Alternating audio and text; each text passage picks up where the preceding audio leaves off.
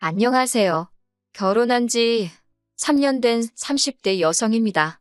이렇게 사연을 쓰게 된 건 어머님으로부터 들었던 마지막 막말이 잊혀지지가 않아서예요. 여기다 털어놓기라도 하면 시끄러운 제 속이 좀 나아질까요? 남편과는 직장 선배의 소개로 만났습니다. 직장 선배와 남편은 같은 대학을 나온 동기라고 들었고요. 제가 워낙 믿고 따르던 직장 선배였기에 이것저것 묻지도 따지지도 않고 나간 자리였지요. 남편에 대해서 이야기해보자면 남편은 서울에서 2시간 거리에 있는 지역에서 나고 자란 사람이에요. 어머님 아버님은 그 지역에서 치킨집을 하시고요. 남편은 어머님 아버님과 같이 살다가 20살이 되던 해 서울에 있는 대학에 합격을 하면서 서울에 올라와 자취를 시작했다고 하대요.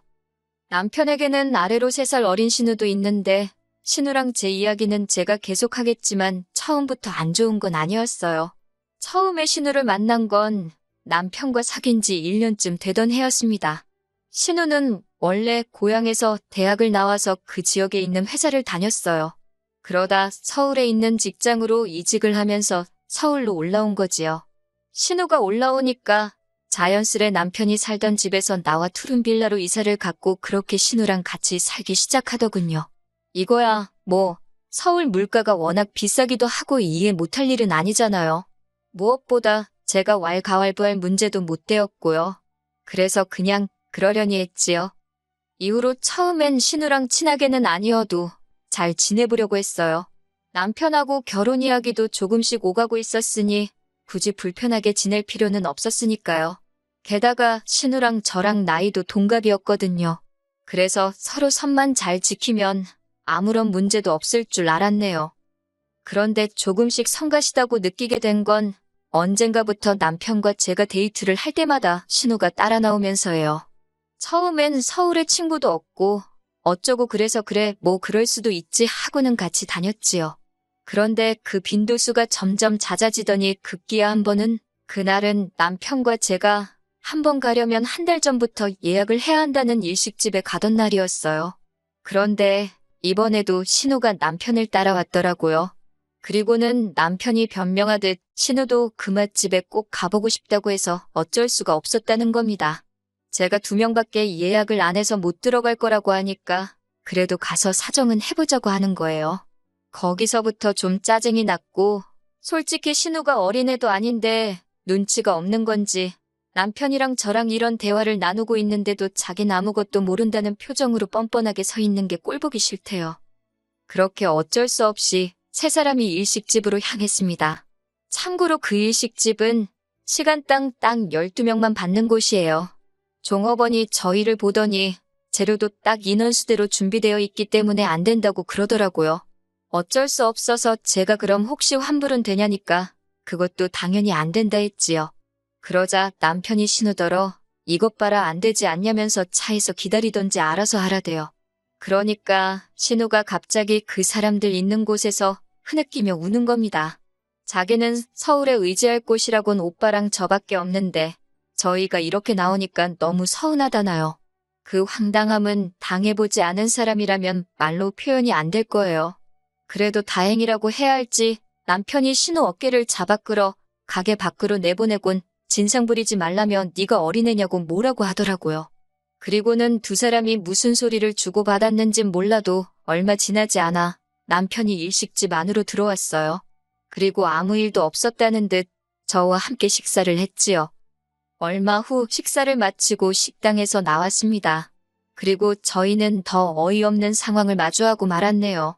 신우가 일식집 앞에 멀뚱하게 서 있는 겁니다.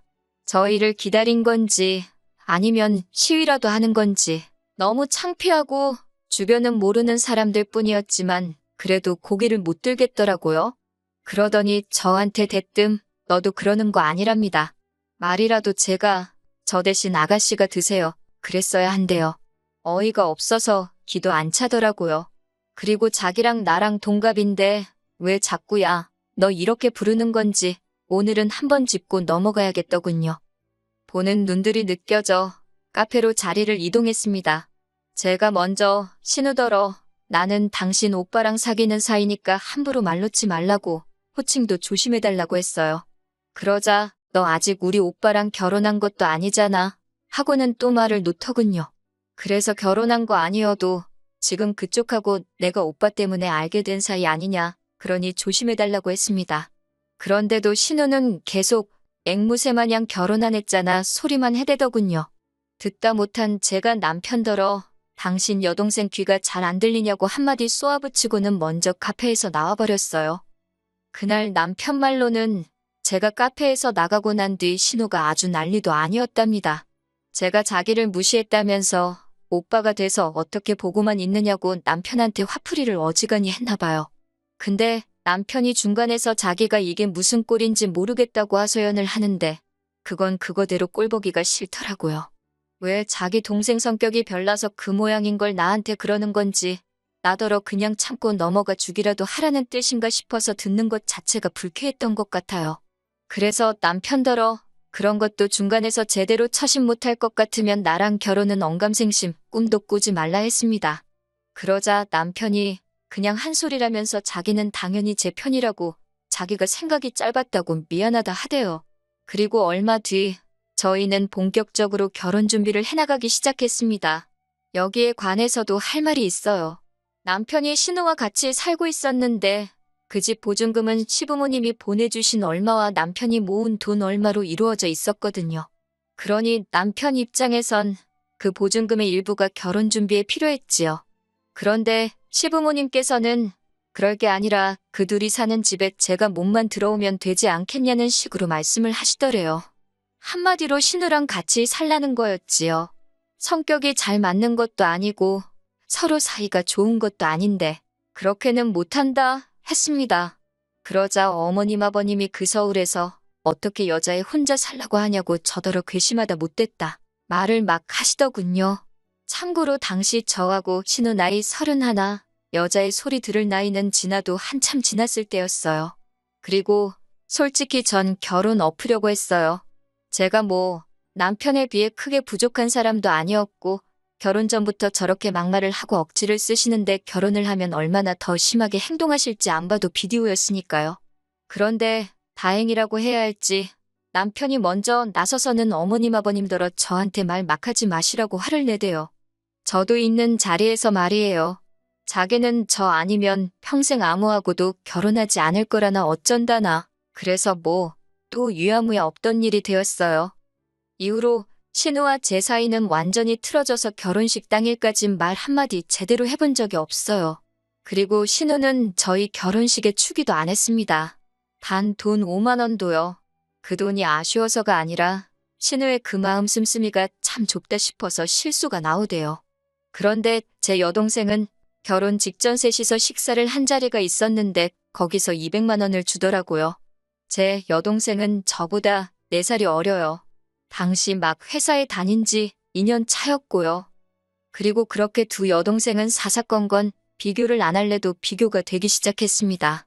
저희가 식을 올리고 얼마 지나지 않아 집들이를 하던 날이었어요. 첫 집들이 손님은 시부모님과 신우였고요. 처음에는 사다가 차려놓을까 그런 생각도 했는데 그래도 직접 하는 편이 보기 좋겠다 싶어서 이른 아침부터 우당탕탕 난리도 아니었지요. 그렇게 한 상 차려내고 나니까 시부모님과 신우가 도착했고요. 그런데 아버님 손에 주방세제 선물 세트 하나 들려 있었습니다. 그리고 신우는 뭐 말해서 뭐예요. 기대도 없었지만 역시나 실망시키지 않더라고요. 맨손으로 와서는 음식 이것저것 먹어보면서 잔소리만 어지간히 해대고 갔거든요. 짜다 달다. 이건 양념이 어떻고 저떻고 뿐만 아니라 집안 여기저기를 구경하면서 인테리어가 어떻고 가구가 싸 보이고 어쩌고 저쩌고 정말이지 당장이라도 꺼지라고 한마디 해주고 싶더라니까요. 반면에 저희 친정부모님과 여동생은 그렇지 않았어요. 일단 집들이라고 했는데도 여동생이 언니 혼자 음식하려면 힘들지 않겠냐면서 그냥 시켜 먹던가 나가서 먹자 그러더군요. 그리고 집은 구경만 하면 되지 그러면서요. 그래서 괜찮다고 하니까 그러면 내가 일찍 가서 좀 도와줄까? 그러고 묻대요. 그래서 마음만 고맙게 받겠다 했어요. 그리고 집들이 당일 친정부모님께서는 뭘 사올래도 다 있을 것 같아서 그냥 현찰로 주신다며 100만 원 주셨습니다. 그리고 여동생은 백화점에서 유명한 디저트 세트랑 현찰 30만 원 주대요. 제가 결혼식 때도 축의금 많이 하지 않았냐. 이 돈은 받은 걸로 하겠다. 그냥 가져가라 했어요. 그런데 괜찮다면서 하나뿐인 언니인데 이 정도 못 해주겠냐며 기분 좋게 받아달라대요. 이후로도 이런 비슷한 일들은 번번이 있었어요. 명절이라던가 가족 모임이라던가 저나 남편의 생일 같은 날들마다 반복되었지요. 그리고 돈 들어가는 일은 언젠가부터 응당 저희 부부가 담당이었고요. 명절만 하더라도 장보는 비용 그리고 어머님 고생하신다고 해서 드리는 돈이 거의 100만 원 가까이 되었습니다. 물론 저도 내려가서 일을 하는 건 당연했고요. 신우는요, 데이트한다고 명절 연휴 내내 코빼기도 안 비추던걸요. 가족 모임도 저희가 하자는 것도 아니고 갑자기 어머님이나 아버님이 모이자 하셔놓고 외식을 하면 계산서는 슬며시 저희한테 밀어주시기 일쑤였습니다. 그럼 솔직히 2차로 카페를 가게 되면 그 정도는 어머님 아버님이나 하다못해 신우가 사야 하지 않나요? 그런데 그마저도 저희 담당이었으니 5식구가 식사에 디저트까지 적게는 30만 원에서 많게는 50만 원까지 저희가 돈을 쌓아놓고 사는 사람들도 아니고 부담스러웠어요. 그리고 생일도 어머님 아버님 생신 때는 외식의 용돈이 기본이었지만 저희 같은 경우 제 생일이야 말할 것도 없고 남편 생일에도 축하한다 말뿐이시대요. 반면에 저희는 명절이면 친정 부모님은 여행을 가시거나 아니면 저희 오라고 해서 한상 차려주기 바쁘셨고요. 가족 모임도 저희가 돈 낼까봐 어느샌가 친정아버지가 먼저 계산하시기 일쑤셨어요. 제가 낸다고 하면 네 아버지 아직 팔팔하다며 괜찮다 하시는 분이셨거든요. 그리고 제 생일이고 남편 생일이고 집에 오라고 해서 한상 차려주셨고 또 둘이서 분위기 좋은데 가라고 따로 돈 챙겨주시고 그리고 제 여동생도요. 제 생일 선물뿐만 아니라 하나밖에 없는 형부라면 남편 생일도 잊지 않더라고요. 그러다 지난해 여름이었어요. 제 여동생이 좋은 사람을 만나 결혼을 했지요. 그동안 여동생의 마음 씀씀이에 번번이 감동했던지라 언니로서 그 이상 해주고 싶더라고요. 그래서 제가 1,000만 원 해줬어요. 마침 작년 연초에 저희 회사에서 성과급으로 꽤 많은 돈이 나오기도 했고 남편이 선뜻 그러라 해주라고 했거든요. 그리고 얼마 지나지 않아 신우도 시집을 가대요. 집신도 짝이 있다더니 가긴 가는구나 싶어서 제가 다 감개가 무량하더라니까요. 남편이 해줄 필요 없다는 걸 제가 그래도 그건 아니라고 해서 축의금으로는 200만 원을 해줬네요. 그런데 지난 1월 신우가 어디서 뭘 어떻게 듣고 알았는지 저한테 전화를 해왔더라고요. 제가 전화를 받으니 야, 너 소리를 지르며 그렇게 살지 말랍니다. 어이가 없어서 지금 무슨 소리 하는 거냐니까 네 동생 시집갈 때는 1,000만 원 주고 나는 200만 원 주냐면서 이거나 먹고 떨어지라는 거냐고 악을 쓰는데 황당하더라고요. 저도 당하고만 있을 순 없으니 똑같이 신우더런 네가 나한테 돈 맡겨놨냐고 소리를 질렀어요. 염치가 없어도 유분수지. 너는 뭘 얼마나 우리한테 해줬다고 그 돈이 적다고 난리냐고요. 그러면서 치사하고 더러우면 그 200도 도로 가져오라고 했습니다. 그러니까 신우가 말은 못하고 씩씩거리더니 전화를 딱 끊어버리는 거예요. 솔직히 신우랑 싸운 거야. 신경도 안 썼어요. 그 성격이 어디 가냐. 진짜 여전하네 그러고 말았지요. 그런데 그 전화를 끊고 몇 시간도 안 지나서 어머님한테 전화가 왔습니다. 설마 싶어서 받으니 어머님이 대번에 저한테 하시는 말씀이 신우 말이 사실이냐고 네 동생한텐 1,000만 원 해주고 신우한테는 200만 원 먹고 떨어지라 그랬냐는 거예요. 어이가 없어서 제가 그런 말을 했겠냐고 그랬어요. 다만 친정 여동생에게는 결혼 때부터 받는 게 많아서 언니로서 좀 더 넉넉히 돌려줬고 신우에게는 받은 게 없어서 친정 여동생만큼은 못해줬다 했지요. 그러자 어머님께서 아무리 그래도 그렇지 사람이 기분이라는 게 있는데 그러면 어쩌냐입니다. 그러면서 저더러 네가 신우한테 윗사람인데 윗사람답게 행동을 했어야 하는 거 아니냐고요. 그래서 윗사람 대접은 한 번도 받아본 적이 없는데 돈 줄 때만 제가 윗사람인 거냐고 따졌어요. 어머님 아버님도 신우가 저한테 말 걸핏하면 놓고 야, 너 하는 거 옆에서 보셔도 뭐라고 한번 하신 적 없으면서 이제 와서 윗사람이니 어쩌니 하시는 거 이상하지 않냐고요. 그리고 그 전화를 옆에서 듣고 있던 남편이 저더러 스피커폰으로 돌리라 하더니 어머님더러 억지 좀 쓰지 마시라고 화를 내대요.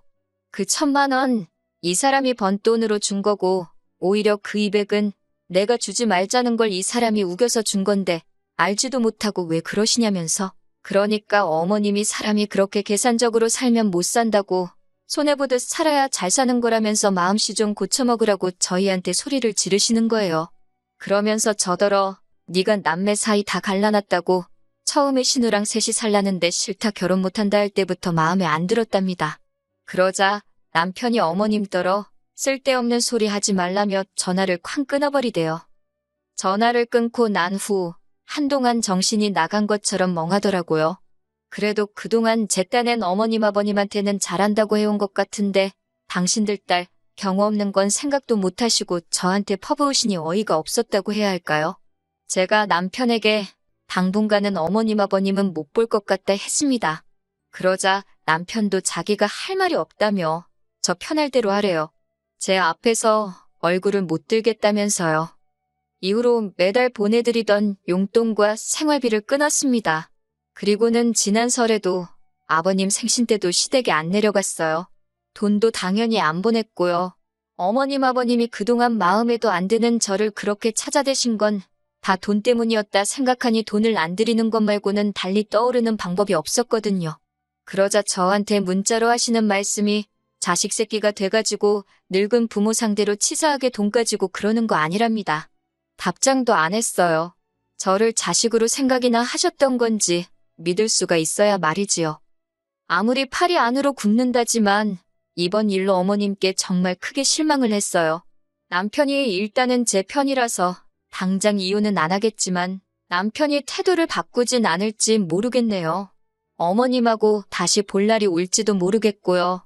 솔직히 어머님 아버님하고 안 보고 산다고 해도 전 손해볼 게 없거든요. 오히려 편하기만 하지요 뭐. 그래도 이렇게 속에 있던 이야기를 털어내고 나니 후련하네요. 다가오는 어버이날에는 친정 부모님 모시고 여행이라도 다녀와야겠습니다.